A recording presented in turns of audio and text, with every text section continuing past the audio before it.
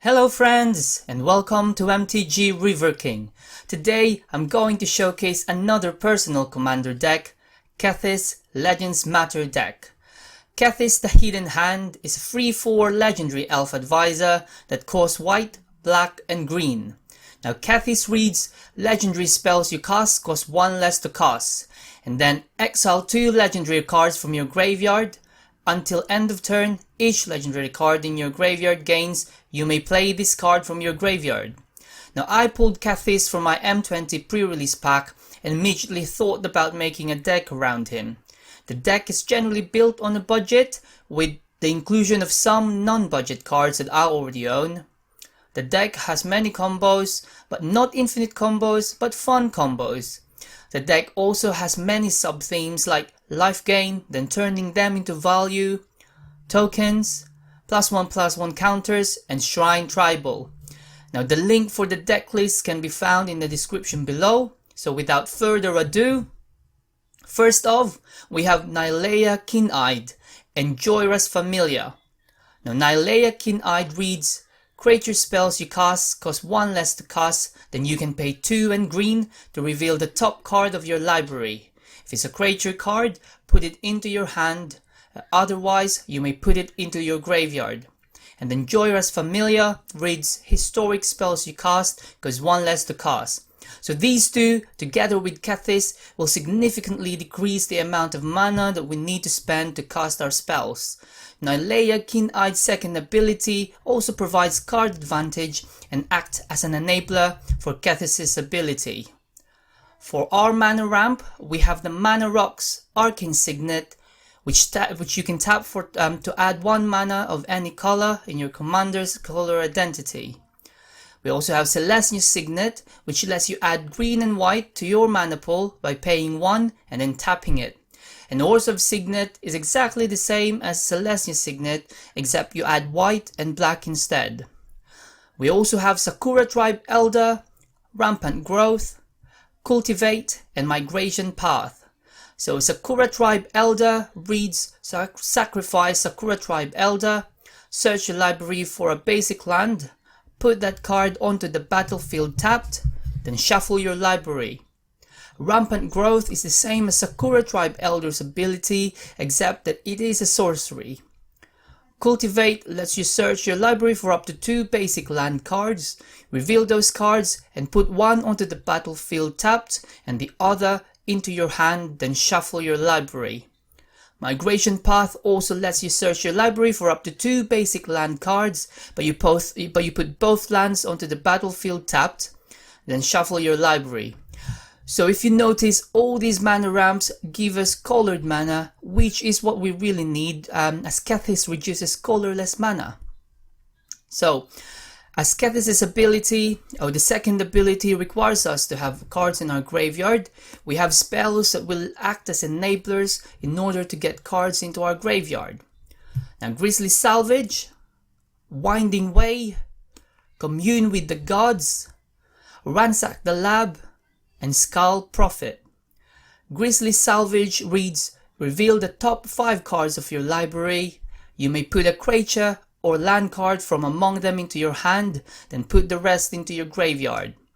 Winding Way reads, choose creature or land, reveal the top 4 cards of your library, put all cards of the chosen type revealed this way into your hand and the rest into your graveyard. Commune with the Gods reads, reveal the top 5 cards of your library. You may put a creature or enchantment card from among them into your hand, put the rest into your graveyard. Then Ransack the Lab reads, look at the top 3 cards of your library, put 1 of them into your hand and the rest into your graveyard. And then lastly, we have Skull Prophet. Skull Prophet is a 3/1 human druid that costs black and green and lets you put the top 2 cards of your library into your graveyard when you tap it. It also serves as a mana ramp by tapping it to add black or green mana. With the recent printing of the Sanctum cycle in M21, I thought it'd be fun to have a mini Shrine Tribal in the deck. So we have the Honden of Night's Reach, Honden of Cleansing Fire, and Honden of Life's Web.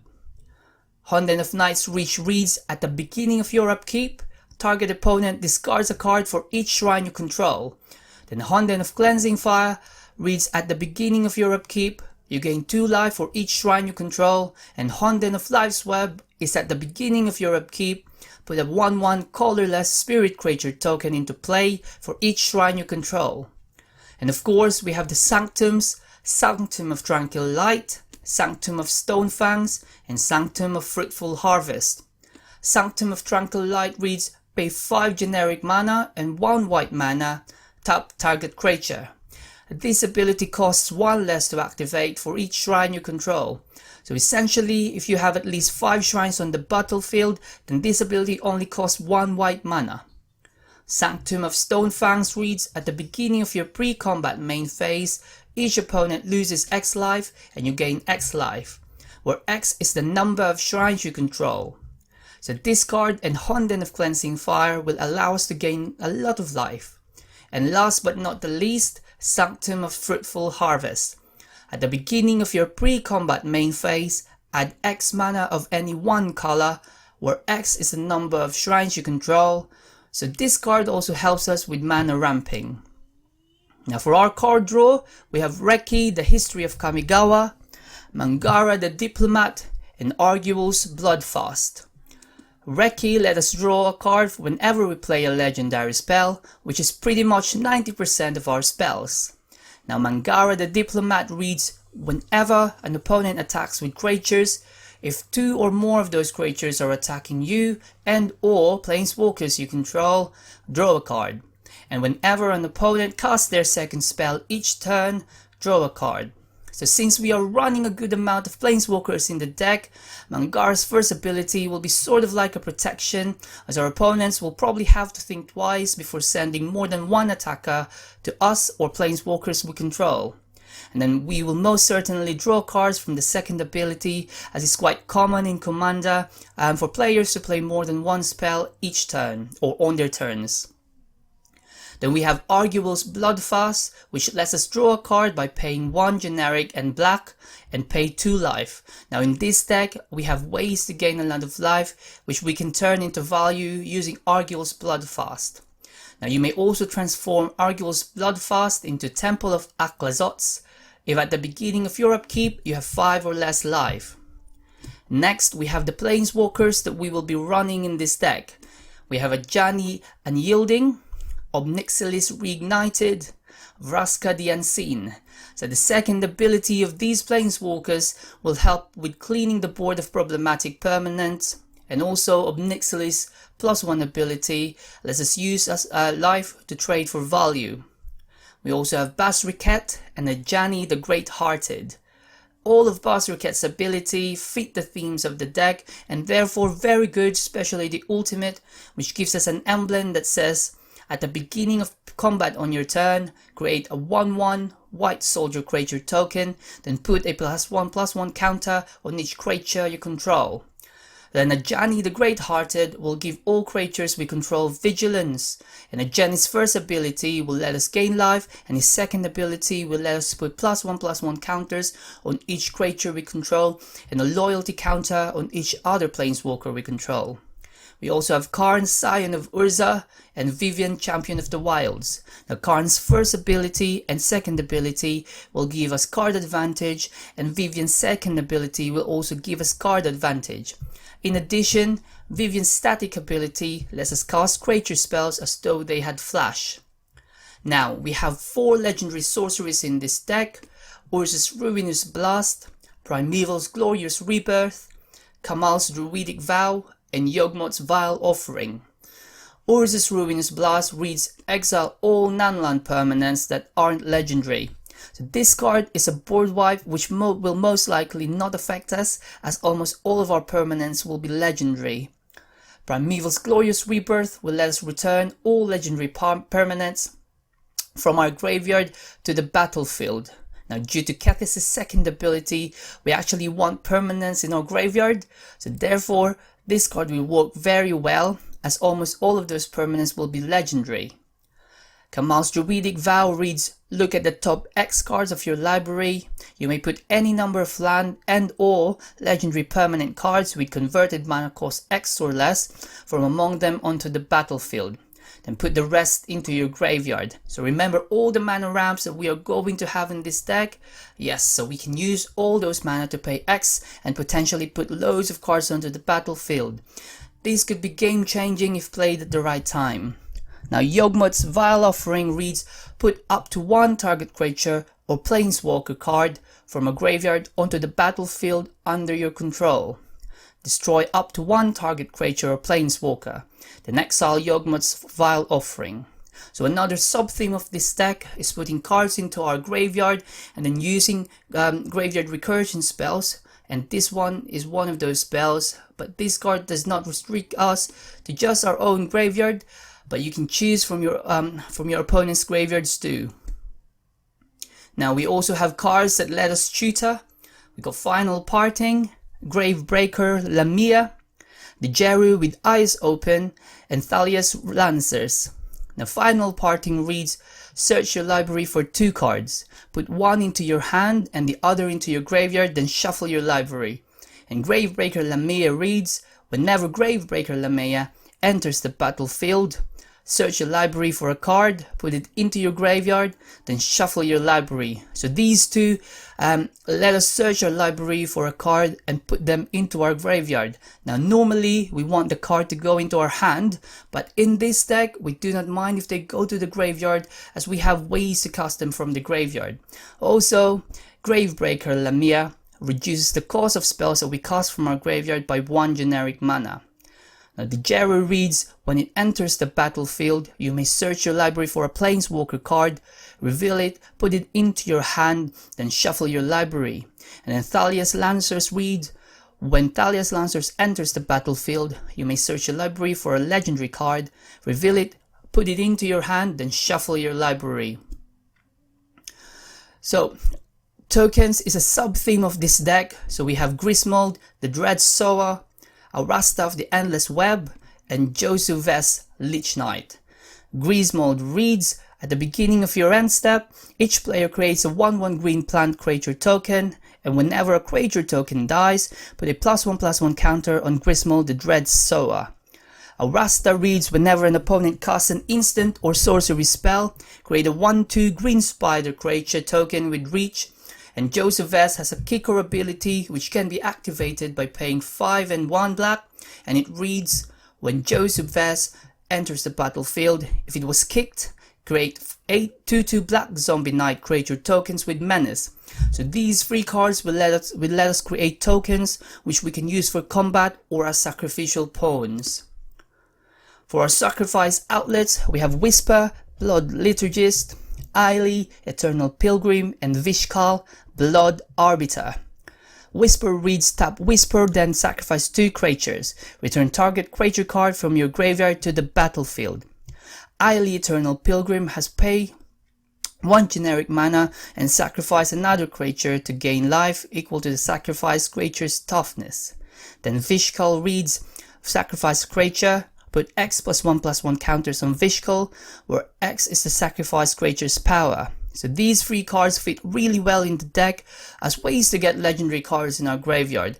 Also, Whisper provides graveyard recursion, and Vishkal can also be used as a single target removal. Now speaking of graveyard recursions, we also have Command the Dreadhorde and Eerie Ultimatum. Command the Dreadhorde reads, choose any number of target creature and or planeswalker cards in graveyards. Command the Dreadhorde deals damage to you equal to the total converted mana cost of those cards, then put them onto the battlefield under your control. So this card gives us access to our opponent's graveyards and potentially steal powerful creatures. We do have to pay life, but in this deck we have many ways to gain life, so we do not really mind. Now Eerie Ultimatum reads, return any number of permanent cards with different names from your graveyard to the battlefield. And the Shar Ancestor's Apostle reads, whenever you cast a historic spell, return target creature card with converted mana cost 3 or less from your graveyard to the battlefield. Now we don't have a lot of free CMC or less creatures in this deck, but the ones that we have combos really well with the Shar, like Sakura Tribe Elder, to get more lands into play. Now for our life gain sub-theme, we have Kambal, Consul of Allocation, and Obsidat Ghost Council. Kambal is a 2/3 legendary human advisor that costs 1 white and black, and it reads, whenever an opponent casts an uncreature spell, that player loses 2 life and you gain 2 life.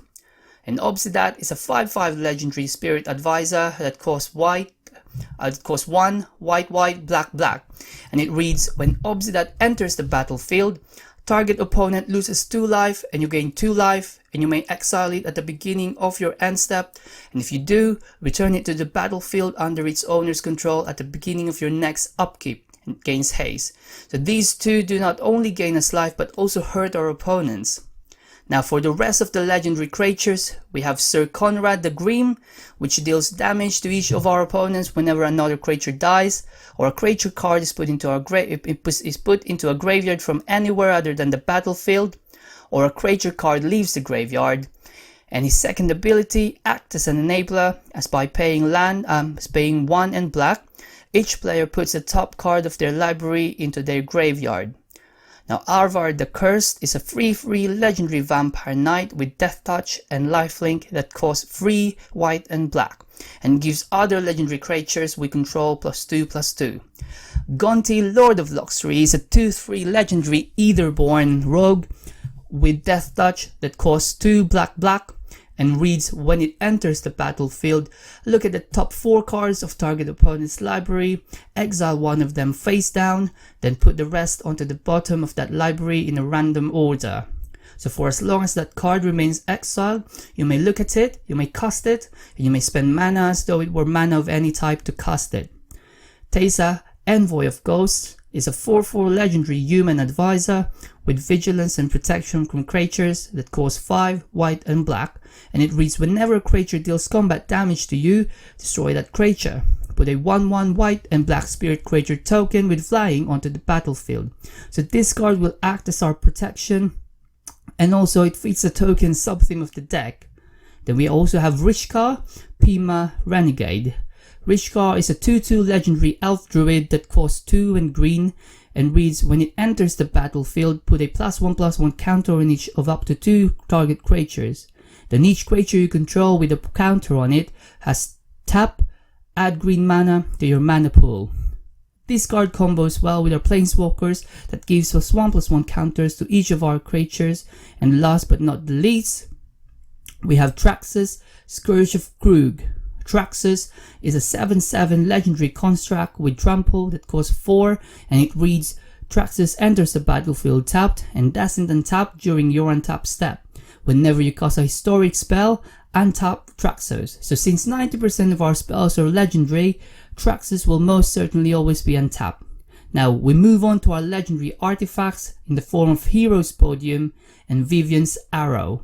Hero's Podium reads, each legendary creatures you control gets +1/+1 for each other legendary creature you control, and pay X, tap it to look at the top X cards of your library. You may reveal a legendary creature card from among them and put it into your hand. Then put the rest on the bottom of your library in a random order. Then Vivian's Arrow, pay X, tap it, and discard a card to look at the top X cards of your library. You may put a creature card with converted mana cost X or less from among them onto the battlefield. Put the rest on the bottom of your library in a random order. Now for our board wipe, we have Fumigate, Kaya's Wrath, and Casualties of War. Now Urza Ruins Plus also counts as a board wipe. For single target removal, we have Mythos of Nethroi, Utter End, Generous Gift, and the legendary enchantment Profane Procession, which can also be transformed into Tomb of Duskgrowth. So that is all the non-land cards included in my Kethis Commander deck. I hope you enjoyed that video and found it helpful. Now thank you friends for watching. This is Ray of MTG River King signing off.